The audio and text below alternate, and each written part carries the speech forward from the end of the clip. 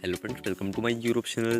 और गाइस आज हम बात करेंगे Realme X7 Pro 5G के बारे में। और गाइस आज का हमारा टॉपिक है how to use theme setting. तो किस प्रकार से अपनी डिवाइस में थीम सेटिंग का बहुत ही आसान तरीके से यूज़ कर पाएंगे, तो वीडियो को आखिरी तक देखिए एंड समझिए।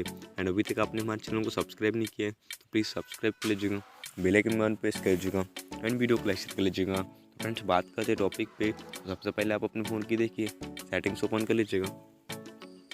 एंड यहाँ पे गाइस आप आइएगा होम स्क्रीन वाला ऑप्शन पे इस टाइप से।